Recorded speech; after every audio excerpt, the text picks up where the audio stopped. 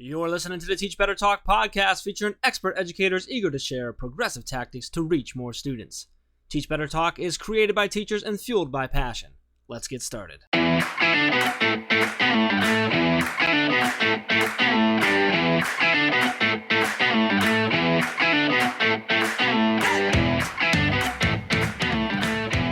Hey everyone, welcome to episode 202 of Teach Better Talk. My name is Ray Hewart, and as always, I'm with the annoying and pain in the butt co-host of Teach Better Talk, Mr. Jeffrey Gargis. Hi, Jeff.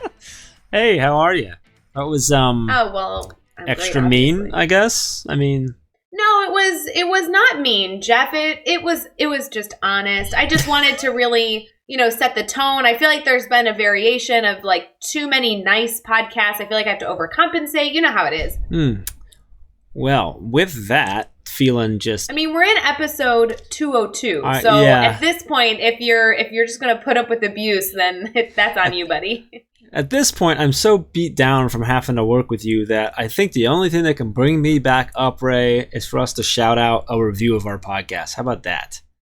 Okay, I agree with that, but I think it's really a combination. It's a review of the podcast and also our amazing guest because, Oh my gosh, was this maybe an episode for the history books? Like, this was one that I think is a good one. We are going to quote often, to be honest. There's a lot. Oh shit, so many little. I literally have just page filled with quotes, her little quotes that she was dropping. So I'm loving it. So let's do this, and then we'll get to the episode. So do you have a review queued up for us to give a shout out to someone to review? Before you do that, Ray, though, if you're listening right now, we love you to death. We're so thankful that you're listening. But if you could take a minute and go give us a rating and review on iTunes, we really appreciate that. We're going to start, on Apple Podcasts. I said iTunes because I'm old school.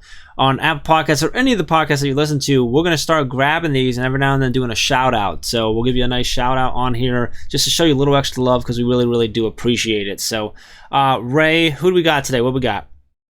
Okay, I won't lie, Jeff. I'm just going to read the first one, which would be the most recent. Okay, that makes I like sense, it. Because it sorts it by date, right? Otherwise, I feel like I haven't read through these. Jeff, we have some killer reviews in here. I don't usually read our reviews. This is awesome. That's what I'm doing tonight. I go there every now and then, Ray. When you're mean to me, I go and just read reviews because I feel better about myself then. Oh, okay. So this isn't the one that we're going to highlight right now, but did you read the one from T. Paz who says #Team Ray? And that's literally what it says. All right, I got a real one. That one was real, but obviously that person is my BFF. This is really the most recent one. This one's by Casey. So it was posted recently. It said, "This teacher is hooked." That's what the title is. Nice. "This podcast does a great job of motivating and engaging teachers to get better every day. Very entertaining, but most importantly, giving me new information to get better." So talk about Casey totally living that teach better mindset. Yeah, cool. loving Shout it. out, Casey. Thank you. That's awesome. Shout out to you. Keep leaving those reviews, those rating and reviews, and maybe we'll shout out yours next. Who knows? Well, and I won't lie, guys. I don't know if this is really appropriate to say, but y'all are family, so we can just tell you. But to be honest, we appreciate the rating and reviews because obviously we do want to hear your feedback. So for those of you that don't choose to do a rating and review and you just DM us or you pick up the phone and call us, all that's really great and appreciated. But to be honest, by actually choosing to subscribe and then rate and review, it actually gets us access to more listeners, to more educators. So while we really do want to hear your feedback, and that exists regardless, taking a few seconds to actually write a review or hit the stars button, that actually does help us reach more listeners, which helps us reach more teachers, which allows us to amplify more stories. So it sounds kind of lame, but truly it is a great way for us to just connect with amazing educators that exist all around the world. And while we are very flattered that we've been able to go this long and get to 202 episodes, we want to do way more because every single one of these 202 episodes features an educator in the country. And we haven't even gotten to skim the surface of all the amazing stories we hope to eventually get through in this podcast. And with that, let's talk about another one of these amazing educators. And we have her on for tonight's episode, Jami Fowler-White. She's an assistant principal in Memphis, Tennessee. But man, I did not know. We've been connected with her for a little bit. She's a part of our administrator mastermind, which happens every Tuesday. She's been in there for a while. She brings so much value to that group, and she's just such a. You just feel good when you talk to Jami. She's always smiling. She's always just positive. She's always like, we're gonna get through this, even when it's a rough day. And that was a lot of this podcast too. She just dropped line after line. So much value in this one. But she's got, I didn't realize, 23 years in education. She's been kindergarten teacher, second grade, fourth grade, fifth grade, sixth grade, an instructional coach, assistant principal, so much here. I absolutely loved her, and I know I always loved the failure stories, but I absolutely loved this failure story and her message throughout the whole thing. I'm so pumped for you to listen to this episode. Ray, anything you want them to grab and take from this? Oh my gosh, I'm just such a Jami fan. This podcast is so full of stories that I don't think are it's not even possible to forget these stories. These are the reasons we teach. And so I'm so excited for you guys to hear this one. All right. With that, let's get into episode 202 with Jami Fowler-White. We'll be getting right back to this podcast episode, but really quick, I want to give a special shout out to any leaders in schools. If you are a district leader, a school building leader in any capacity, the Teach Better team has a weekly administrative mastermind, which actually welcomes in district leaders from around the world to come together and collaborate. There is no better time than right now to make sure that you are considering all factors and sharing resources with educators around the country and around the world. This is an amazing get-together that happens every single Tuesday. And if you have any sort of leadership role, consider this your invitation. You can get the private link to make sure that you're part of this weekly get-together over at teachbetter.com/mastermind. All right, leaders, we'll see you there, but let's get back to this episode. All right, we are here and we are chatting with Jami Fowler-White. And Jami, it's so awesome to have you on podcast. We've been connected to you for a little while now. You've been in our administrator mastermind just about every week for I don't even know how long at this point. It's been so awesome getting to know you and learning about you that I'm really excited now today to just highlight you and just talk all about you and hear all about you and dive into that story more. But before we get too far into things, how are you feeling right now? I'm feeling all right. School year starting back. So I have a lot of information running through my head, but I know that we can do it together. I know I'm not in this alone. I love that mindset, Jami. Ain't that the truth? Very, very busy time, but absolutely not in this alone. That is totally true. Before we get too far in, I know that Jeff and I actually have gotten to know you quite a bit over the last few months, but I'd love for our listeners to get to know you more specifically. So using that age-old question of so Jami, tell us what you do. Can you tell us a little bit about your role in education, all that you do? Sure. Well, I'm a native Memphian. I'm from Memphis, Tennessee. This is my 23rd year in education. I grew up in the historic Orange Mound community. That's where I got my start in my early education. I actually started out as a substitute teacher before I actually entered the classroom. I taught in a classroom for 11 years. I taught kindergarten, second, fourth, and fifth grade, and was a substitute all the way up through sixth grade. From there, I went on to be an instructional coach. I coached for 8 or 9 years. During that time, I trained instructional coaches for my district. I helped to write our handbook that we use for PLCs. And then I went on.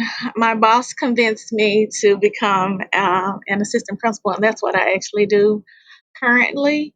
I'm going into my third year as an administrator. Additionally, I have a couple of other things that I do outside of that. I'm a charter member of our state level core advocates in foundational literacy. And I'm also a charter member of a national board affiliate, the network of minoritized educators. Outside of that, I'm just a wife and a mother. You got, man, like a track record. I didn't realize how many different roles that you've had, which is really awesome that you've done so much. which really gets me kind of excited, even more excited for the next question, because we ask this all the time. It's one of my favorite things to talk about. But with all the experience you have, I can imagine there's so many stories that you could share. But can you find a story and share with us about a time that you've had a failure or a challenge in your career that you had to overcome? Kind of take us there with you. What happened? How did you overcome it? And then what did you take away from that experience? One failure in my career actually took place on November the 21st, 2007. And I remember the date. I was sitting at home in my home office, sitting in front of the computer, and I was so nervous. I had to log in and check to see if I had achieved my national board certification. And so I logged in the computer, and it just absolutely broke my heart when I read the words that said I did not certify. And so I had actually been thinking about um, planning to get my national board certification since 1999. During my very first year of teaching, my sister and I had actually visited a information session, and I was so disappointed after I went to the session because they said I had to wait until I had at least 3 years of teaching experience before I could even apply to try for it.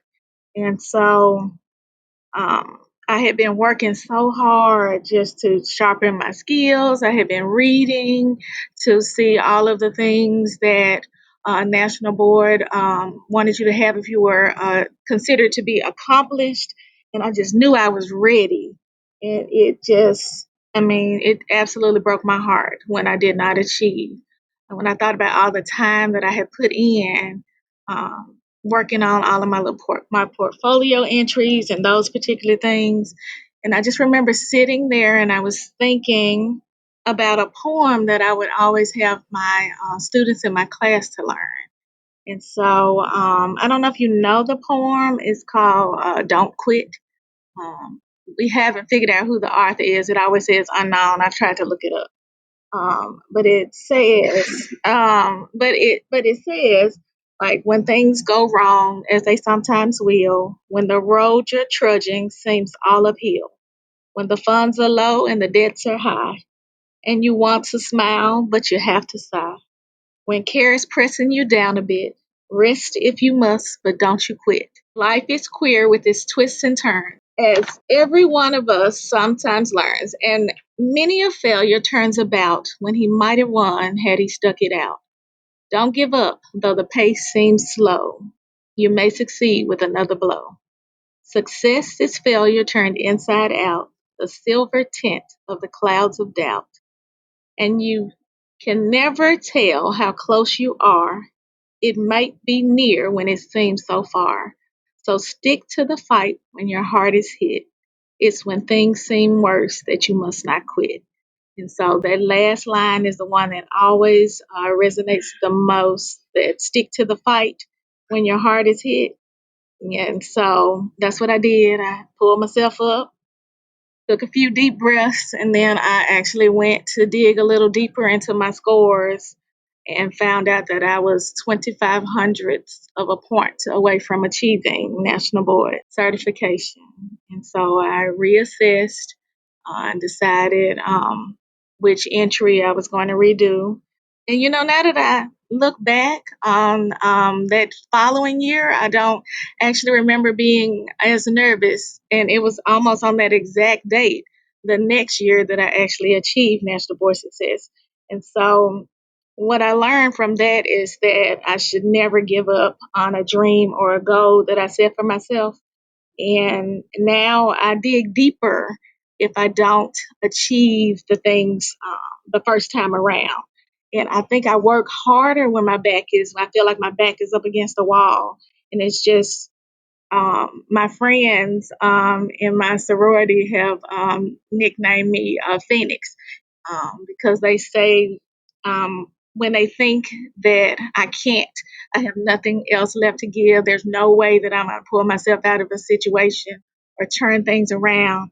I always manage to rise up from the ashes, because that's what a phoenix does, and try to turn things around, because I know that when I'm hit the hardest, that's probably the time that I'm actually going to achieve my most greatest success. And so that's what I learned from that particular situation.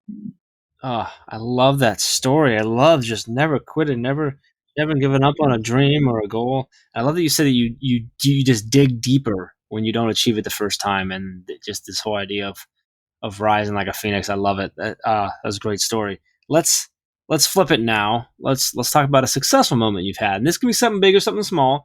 But tell us what happened. Why was it a success for you, and then what did you take away from that experience? Um, I think I don't know, I've had many successes, but my most recent one actually occurred last school year. My principal and I we've been working. This is our fifth year at the building, and we've been trying to create like a warm and inviting feel in every space within the building.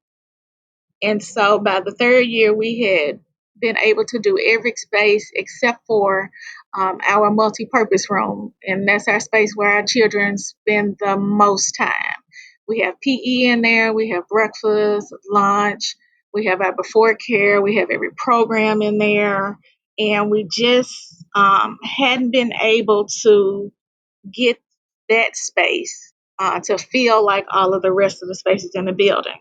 And so one afternoon, it was like August of last year, and one of my teachers, she had invited a group in. She was like, I saw this mural that this group had painted, and they painted it at like 3 or 4 different buildings. Will you meet with me? I want to meet with them so that to ask them and see if they'll make a mural in our garden area. And I was like, of course I will. And so we went to talk to them, and she talked to them about what she wanted. And I said, I'm just here to support her. And they were like, no, we don't want to do that. We don't want to do something that we've already done. We want to do something uh, more innovative than that. And so my teacher just kind of looked at me and she was like, I don't know what to do. And I was like, and so I took them on a walk. And so when you walk into the building, my building, we have a bulletin board that says, Welcome to Bruce, and we have it in every language of the students that actually attend the school, so that I may not speak their language, but I looked up or I asked friends how to write just welcome in their home, in their native language. And then we have columns that the new building was built in 1999, and every student who went to school in 1998 actually put together a piece of the columns that we actually have in the foyer of our building. When students leave our building, they actually leave a legacy project. And so they leave a piece of themselves behind. And it could be a painting or a piece of artwork. And so we pride ourselves on that. But when you walk into our multi-purpose room, it was plain, it was white, the walls were white, there was nothing fancy about it. And so when I walked them through that path, I said, Did you get, when you walked into this space, is that what you thought this room was going to look like? And when they looked at me, they were like, no, this is not. And I said, exactly. And so if you want to do something innovative, something that will leave a mark on a building, I said, this is the space I would love to recreate. And so they actually donated an artist to paint a mural, which gives the history of our school. And what I didn't start off with is that our school is actually an historic place within our city. On October 3rd, 1961, it was one of 4 schools that actually integrated or desegregated the schools in our school district. And I wanted that history. I like for our children to know their history. And so the artist, after he finished painting the mural that gave the history of our school, I asked him if he would consider painting the rest of the room, because I wanted the whole room to have a different feel. And we talked, and he was like, and so he donated floor to ceiling portraits of the three first grade students that actually integrated my school. And they call them the Memphis 13. It's what they're called historically, but we call them the Bruce Three. And they're Dewana Kyles, Harry Williams, and Menelik Fambe. And so after the mural was complete, then we invited them back to the school so that they could see. We had a big program for them. We had the news to come out. And I always love when they come to talk to our students about how important it is for them to, get an education, and just serving like as the project lead for that. It was just one of my most successful moments, and I just love that now when my students go into that particular space, they can see themselves on the wall. Like we have every nationality, and they can actually see the history of the school, and we even have the word freedom on the wall, and we spelled it with READ so that we can make sure that our students know that the key to freedom is to learn to read. And I love that we were finally able to um, make the space that's the first place that our children see in the morning and the last place that they see in the evening, um, something that actually makes them want to strive for greatness. Oh, Jami, I love hearing you share your story always, like every time you're in our mastermind or anything in between. But holy cow, was that the best answer I think we've heard for a success story? Like, holy moly. I could listen to those types of stories all day long. They're so inspiring. I so appreciate you sharing that massive, massive success. And your failure story was just superb. I'm like taking away so much already. I'm so enthralled in what you're sharing. I do want to know, question 4 always asks about what you're excited about right now in education. I really would love to hear about what's really fueling your fire for everything that you're doing. What's really keeping you excited about the work that you're doing? Well, I actually I like change.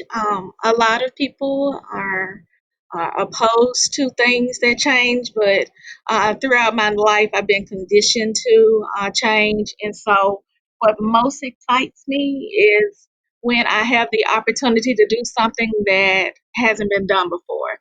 And so, we have the opportunity to reinvent education as we know it.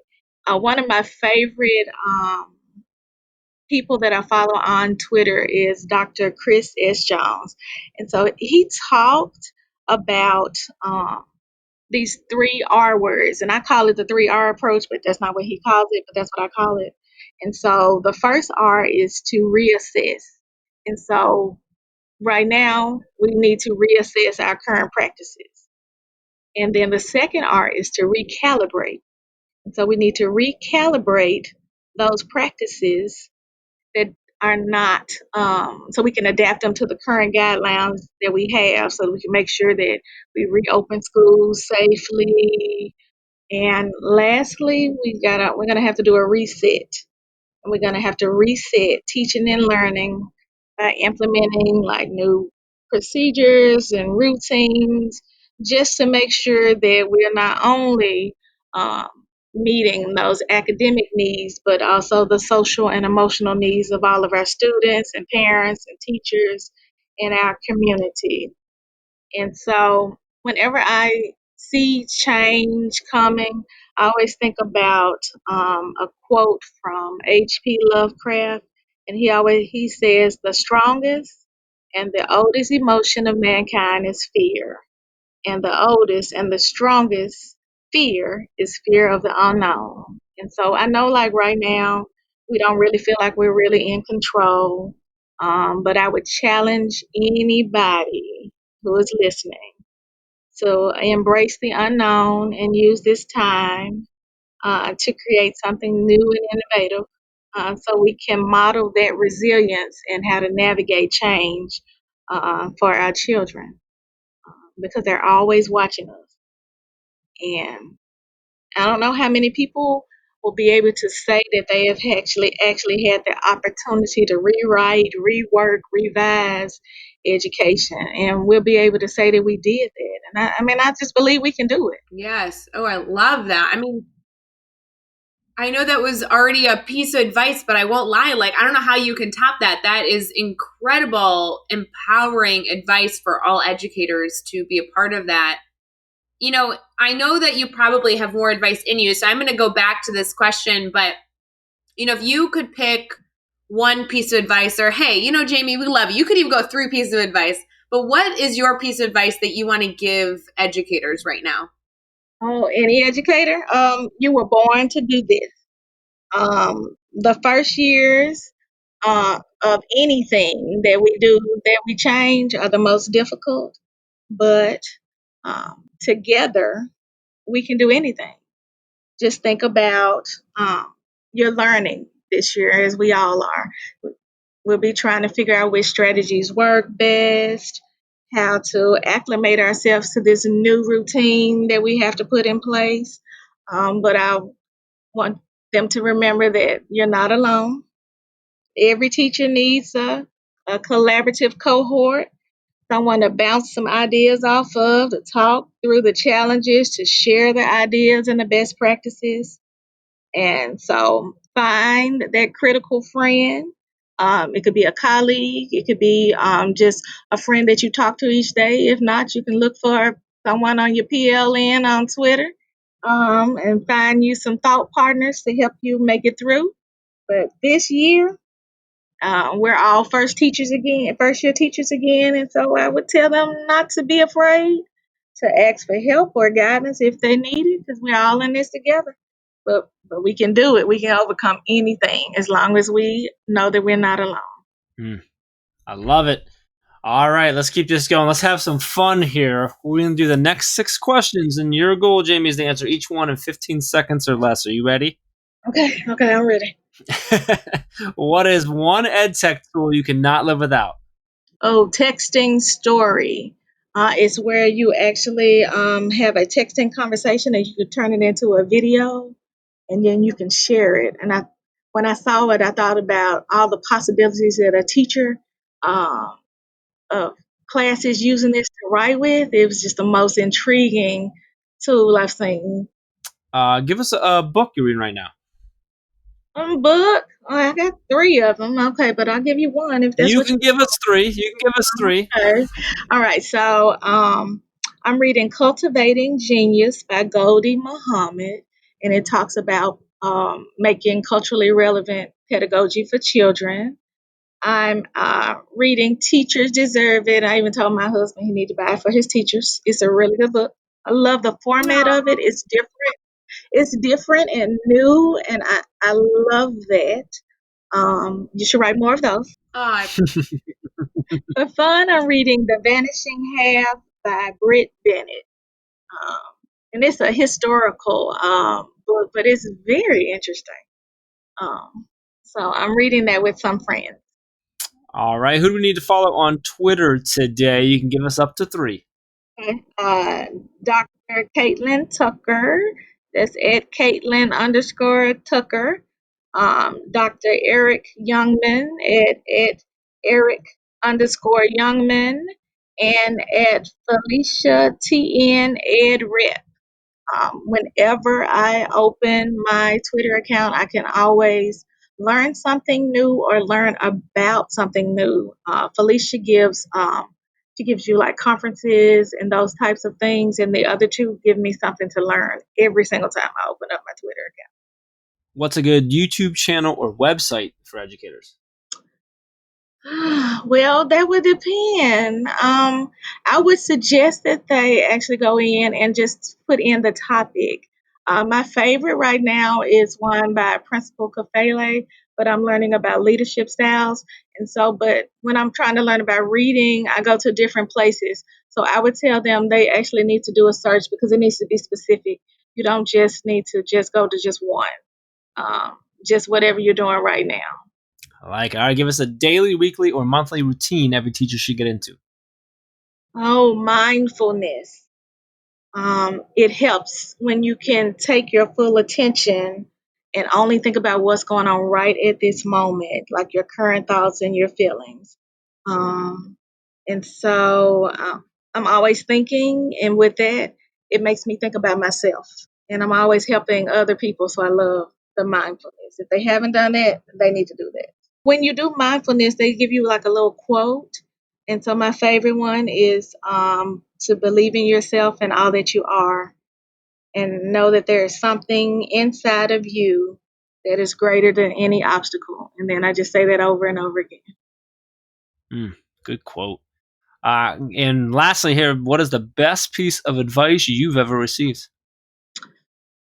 Came from my mother and my father, and they always told me whatever I set my mind to, it can be accomplished if I just let go of any doubt, and I really, really believe that it can be done.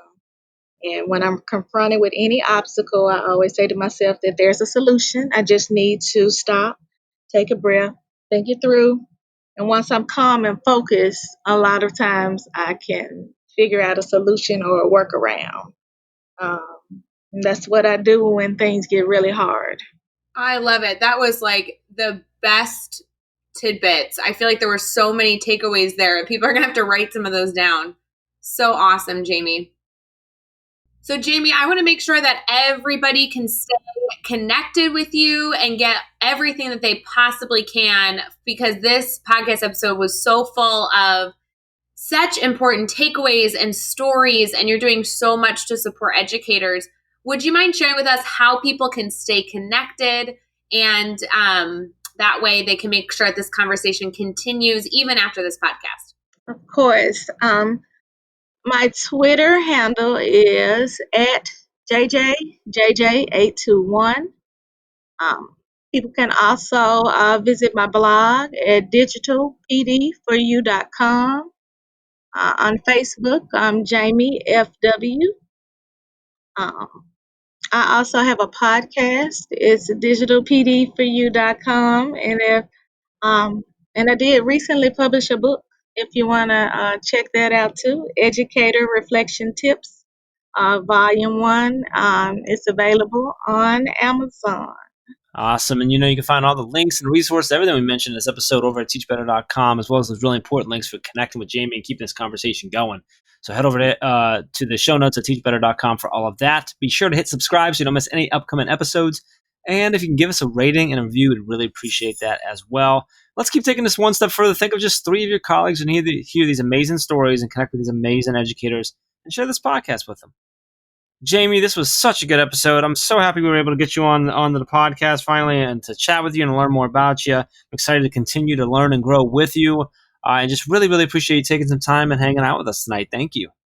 It was so much fun. Thank y'all. I appreciate it. I always love talking to y'all. And until next time, let's get out there. Let's teach better.